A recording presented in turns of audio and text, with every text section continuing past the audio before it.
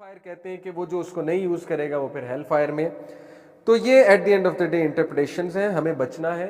और मेरी इस पे ये राय है कि देखें, जितना आप इस दौर में टेक्नोलॉजी को हैंडल करना सीखेंगे और टेक्नोलॉजी को ओवरकम नहीं करने देंगे अपने आप को, उतना फितना दज्जाल से बच जाएंगे। इन शॉर्ट यही कहा जा सकता है। एआई ठीक है, उसके फ़ायदे भी हैं।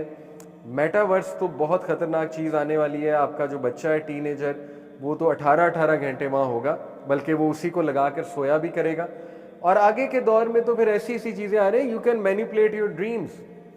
ऐसी ऐसी बातें हो रही हैं इलॉन मस्क की तरफ से कि मैं ऐसी डिवाइस बना दूंगा कि आप जो ड्रीम देखना चाहेंगे आप देख सकते हैं। प्रोग्रामिंग होगी पूरी, ठीक है, उस प्रोग्रामिंग में आप जो फीड करेंगे वो ड्रीम आया करेगा आपको। आगे तो नेक्स्ट लेवल चीज़ें आ रही हैं कि हम एक बंदे की पूरी पर्सनैलिटी को इम्प्रिंट कर देंगे एक चिप के ऊपर, इंटरफेस के थ्रू, एक प्रोग्राम के ऊपर, और उसकी पूरी पर्सनैलिटी वो प्रोग्राम कॉपी कर लेगा। और वो ना सिर्फ कॉपी करेगा, आर्टिफिशियल इंटेलिजेंस के मुताबिक उसकी पूरी पर्सनैलिटी बन जाएगी। और जब वो बंदा मर जाएगा तो उस प्रोग्राम को किसी भी रोबोट में या किसी भी कंप्यूटर में डालकर आप वही बंदा रिक्रिएट कर सकते हैं। तो हम डेथ को भी डिफाई कर लेंगे, ठीक है, ये भी आजकल कहा जा रहा है। और ऐसा अनकरीब हो जाएगा। ये अब ये कोई मुश्किल चीज़ नहीं है जो मैं आपको बता रहा हूँ। ये जो एआई के लोग, अगर यहाँ पे कोई बैठा है कंप्यूटर का रिलेटेड बैठा है, उनको पता है कि ये चीज़ अनकरीब होने वाली है and it's easy to do now, ठीक है। तो they are saying we are going to defy death as well. और वो बंदा कोई पपेट नहीं होगा, वो रियल में प्रोग्राम होगा और रियल में एआई के थ्रू, वो आर्टिफिशियल इंटेलिजेंस के थ्रू वही बंदा बन जाएगा, क्योंकि उसकी मेमोरीज और उसके थॉट पैटर्न को वो कॉपी कर चुका होगा। उसकी इवन आवाज़ भी वैसी होगी। तो इसी से कुछ लोग कहते हैं ना कि दज्जाल जिंदा करके ले आएगा, मतलब आपके कोई मरे हुए माँ बाप हैं उनको जिंदा करके दिखा देगा, एक बंदे को मारेगा और उसके बाद जिंदा कर देगा। तो कुछ लोग इससे जोड़ते हैं कि ये देखो ये चीज़ें तो होने वाली हैं। लेकिन मैं ये कहता हूँ नहीं, ये लिटरल होगा, क्योंकि उसके पास ब्लैक मैजिक और शयातीन होंगे। शयातीन, आपको पता है, करीन जो है इंसान के साथ एक जिन है जो उसी की शक्ल में आ सकता है। तो वो, उसके लिए कोई मुश्किल नहीं है कि आपके माँ बाप के करीन को सामने खड़ा कर दे और आप समझे मेरे माँ बाप हैं। वो शक्ल तो वही होगी ना किसी के करीन की। तो इसीलिए हम दोनों ओपिनियंस पढ़ेंगे, क्योंकि दूसरा भी वेरी इंटरेस्टिंग है। इस नीयत से देखेंगे कि हमें बचना है, और हम लिटरल ओपिनियन को भी रिजेक्ट नहीं करेंगे इंशाल्लाह, क्योंकि सेफेस्ट ओपिनियन लिटरल ओपिनियन ही है। इसी तरह कुछ लोग जो है वो ये जो आजकल वर्चुअल रियलिटी में आपने देखा होगा एक क्लिप कि जो है वो एक औरत अपनी मरी हुई बच्ची से मिलती है वर्चुअल रियलिटी के वर्ल्ड में। तो वो कहते हैं यही असल में वो हदीस है कि दज्जाल जो है वो मुर्दों को जिंदा कर देगा।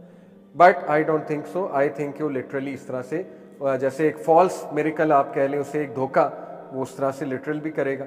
इसी तरह जो है वो आपने बिग बॉस जो इंडिया का शो है वो pure illuminati free masonry show है, और उसका मैं आजकल एक क्लिप भी देख रहा था। उन्होंने भी इसी तरह सलमान खान खड़ा हुआ है और वो पास्ट और फ्यूचर की बातें जो ना, एक वो कंप्यूटर प्रोग्राम है उससे पूछ रहा है।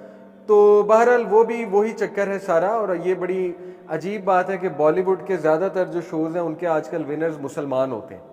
अगर आप इस पर गौर करें, टॉप 3 में तो मुस्लिम ही होते हैं। इंडियन आइडल हो गया या ये बिग बॉस, इस तरह के, और मुसलमान ज़्यादा पार्टिसिपेट करते हैं। तो बहरहाल ये चीज़ें हमें मीडिया में भी सैटेनिक सिंबल्स और ये चीज़ें ना बड़ी आम होना शुरू हो गई हैं, क्योंकि दज्जाल जो है ना वो पास्ट प्रेजेंट फ्यूचर की बातें, इस तरह की बातें, उसके पास काहिन होंगे, मे बी खुद भी काहिन होगा बहुत बड़ा, इस तरह की कुछ ऐसी चीज़ें वो बता के ह्यूमन बींग्स को जो है ना वो इम्प्रेस करना चाहेगा। तो इस हवाले से सेटनिज्म को भी मैं आपसे क्विकली डिस्कस करना चाहूँगा। देखें, सेटनिज्म जो है उसका बड़ा रोल है फितना दज्जाल को जो है ना वो बूस्ट करने में। ऑल द सेटनिज्म जो है ये एक मॉडर्न सेटनिज्म जो है ये कोई ऐसी मूवमेंट नहीं है कि जिसमें वो necessarily Lucifer as a physical being की वर्शिप करें। मॉडर्न सेटनिज्म जो है ये बेसिकली ख्वाहिश नफ्सी की इबादत है। जैसा कि खुद ये जो एंटन लिवाय था, इसने इस बात को हाईलाइट किया कि मैं किसी एंटिटी पर बिलीव नहीं करता, शैतान की एंटिटी पर, लेकिन मैं ये समझता हूँ कि इंसान खुद गॉड है। इंसान जो है वो जो चाहे उसे करना चाहिए और अपनी डिज़ायर को फॉलो करना चाहिए। डू एज दाउ विल्ट, ये सैटेनिक बाइबल में आपको पता है कि उसका नारा भी है, स्लोगन भी है, डू एज दाउ विल्ट। इस नारे को लेके, डू एज दाउ विल्ट, जितनी तबाही सेटनिज्म ने मचाई मीडिया में, म्यूज़िक इंडस्ट्री में, और ये रैप और हिप हॉप में स्पेशली, फिर गेम्स में ये घुसे, यानी इतने सिंबल्स हैं कि अनडिनाइबल है कि इनकी प्रेजेंस मीडिया में मौजूद है। और वो कोई कह सकता है नहीं ये आर्ट है, ये डार्क आर्ट है, ऐसे ही आप लोग कॉन्स्पिरेसी मार रहे हैं कि ये वन आई सिंबल और ये वो। देखिए, हो सकता है डार्क आर्ट और हो सकता है कि कोई फ्री मेसन असल में ना हो और वैसे ही बस वो फैशन के लिए बातें कर रहा हूँ, लेकिन इस बात का भी इनकार नहीं किया जा सकता कि कुरान और हदीस से इस तरह के इशारे मिलते हैं कि शैतान वो इंसानी शक्ल में भी आता है, इंसानों को गुमराह भी करता है और उसका एक पूरा जुत्था है, उसकी पूरी एक फ़ौज है। तो ये तो कुरान और हदीस से भी बात पता लग रही है ना। जैसे वो कुरैश से आकर मीटिंग कर सकता है, कुरैश के सामने आया और उसने सजेशन भी दी इवन, तो आज के दौर में भी आ सकता है। ठीक है, तो हम तो कुरान और हदीस की रोशनी में ये बात कर रहे हैं कि it is very much possible कि शैतान डेफिनेटली बहुत एक्टिव है। और एक्टिव वो किसके थ्रू है? मीडिया सबसे बड़ा उसका वेपन है। देखिए, सबसे आसान ये है, गानों को चेंज कर दो, टीवी सीरीज़ और मूवीज़ को चेंज कर दो, उनमें फहाशी, उरियानी, सैटेनिक चीज़ें डालना शुरू कर दो, सैटेनिक सिंबल्स डालना शुरू कर दो। अब देखें ये सिंबल जो है इनका मकसद क्या है मेरे नज़दीक? सैटेनिक सिंबल जो है ये एक हिडन मैसेज होते हैं और आप कह सकते हैं नहीं फैशन के लिए, लेकिन at the end of the day उन सिंबल्स को देखकर यूथ करते हैं सर्च इन चीज़ों को, क्योंकि वो देख रहे हैं।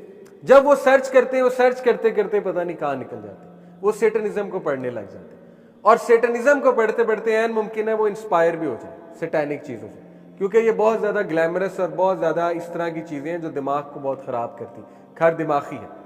गोरों में तो इतना सेटनिज्म कॉमन है, इतना सेटनिज्म कॉमन है, मैं आपको बता नहीं सकता। यानी द काइंड ऑफ सॉन्ग्स, ये जो म्यूज़िक इंडस्ट्री है, अल्लाह माफ़ करे, हिप हॉप, रैप, वो तो खुद अपने मुंह से इकरार करते हैं इस बात का कि हमने तो अपनी सोल को सेल कर दिया डेविल को। मैरिलिन मैनसन जो है, अल्लाह उसे हिदायत दे, जो बदबख्त, वो जिस तरह के गाने बनाता है और जिस तरह का वो शक्ल सूरत धार के आता है, फिर उसके जो कॉन्सर्ट्स होते हैं, लोगों ने बाकायदा गवाहियाँ दी कि हमें डिमोनिक प्रेजेंस वहाँ फील होती है। इनके कॉन्सर्ट्स पूरे रिचुअल्स होते हैं। आपने अगर कोई कॉन्सर्ट्स जो है वो उनकी वीडियोस, रैशनल बिलीवर एक चैनल है, रैशनल बिलीवर बड़ा अच्छा चैनल है, वो दिखाता है इनके सैटेनिक जो कॉन्सर्ट्स होते हैं, उसको एक्सपोज करता है वो। तो कभी आप जाके देखिए, आप हैरान हो जाएंगे कि इतना एविडेंट, लिटरली पुकार रहे हैं शैतान को कि शैतान से मदद मांगी जा रही है और गॉड को डिफाई कर रहे हैं उन कॉन्सर्ट्स में। ठीक है, तो सेटनिज्म बहुत कॉमन है आज के दौर में और सेटनिज्म से ही LGBTQ मूवमेंट है, उसी से ही ये जो सेक्सुअल फ्रीडम की मूवमेंट है जो कि वेस्ट चला रहा है और ज़ोरों शोर से चला रहा है, और इसी मूवमेंट से फैमिली सिस्टम को ख़त्म किया जा रहा है। हमारी यूथ को शादियों से हटाया जा रहा है, शादियों से हटा के जो है लिव इन रिलेशनशिप्स की तरफ लाया जा रहा है, फ्रेंड्स विद बेनिफिट के कॉन्सेप्ट्स की तरफ लाया जा रहा है, गंदी गलीज घटिया मूवीज़ बनाई जा रही हैं जो यूथ का दिमाग ख़राब करें, उनमें इमोरलिटी को जो है वो ज़ाहिर है उनके दिमाग में इमोरलिटी का सीड जो है वो बीज बोया जाए। इसी तरह जो गेमें हैं वो डार्क से डार्क होती जा रही, नाइटमेयर्स आते हैं यूथ को वो गेमें खेल के। जाहिर है जब आप डार्क गेमें खेलेंगे तो फिर नेगेटिव थॉट्स ही आएंगे ना, फिर नाइटमेयर्स ही आएंगे। ऐसे ऐसे केसेस हमारे पास आते हैं, कितने कॉमन हो चुके हैं। अब टू बी ऑनेस्ट हमें भी नहीं समझ आती क्या हल दें, सिवाय इसके कि भाई इन्हें ना खिलाएं ये चीज़ें, इसके अलावा हम क्या क्या हल दें। मदर्स आती हैं, बताती है मेरा बच्चा जो उसको बहुत डार्क थॉट्स आते हैं। तो देखिए डार्क थॉट्स इसीलिए आते हैं ना क्योंकि वो देख क्या रहे हैं, वो खेल क्या रहे हैं। तो they should get away from these things, these are very dangerous things. अभी का मीडिया बिल्कुल इनोसेंट नहीं है। मेरे दौर में हम कह सकते थे कि चलो कोई इनोसेंट चीज़ें भी नज़र आ जाती हैं, अभी तो pure satanic industry full active है और इस लेवल पे एक्टिव है कि आप सोच नहीं सकते। तो बहरहाल ये हमें चीज़ें सिंबल्स में नज़र भी आती हैं उनकी, जैसे ये eye of Horus symbol, one eye symbol, फिर ये वाला सिंबल बहुत कॉमन है और म्यूज़िक इंडस्ट्री आपके सामने, उसमें ये कितना ज़्यादा कॉमन है। ठीक है ना, ये वाला सिंबल। तो मैं आपको सेटनिज़म को इसलिए बयान करना चाह रहा हूँ, बताना चाह रहा हूँ क्योंकि इसका भी बहुत गहरा ताल्लुक फितना दज्जाल के साथ है। और सेटनिज़म के थ्रू जो एजेंडा है मेन, वो है लोगों को गॉड से दूर करना। देखिए जितना वल्नरेबल एक शख्स को बना देंगे, एक यूथ को, कि वो गॉड से दूर हो गया, और गॉड से दूर कैसे होगा? सैटेनिक वैल्यूज़ को फॉलो करके, इमोरलिटी को फॉलो करके। आप मुझे बताएं, जितनी गालियां आजकल मूवीज़ में दी जाती हैं, आज से 20 साल पहले थी। इस पे रिसर्च पेपर्स लिखे हुए हैं लोगों ने कि जितनी गालियां आम हो चुकी हैं मूवीज़ में, वो कभी भी नहीं थी। इवन बॉलीवुड आप इमेजिन भी नहीं कर सकते उसमें गंदी गालियां होंगी। बॉलीवुड की टीवी सीरीज में गालियां शुरू हो गई, उनकी मूवीज़ में गालियां शुरू हो गई। गोरे तो पहले से देर थे, लेकिन अब बहुत ज़्यादा एफ वर्ड्स और ये स्लैंग बहुत ज़्यादा शुरू हो गई।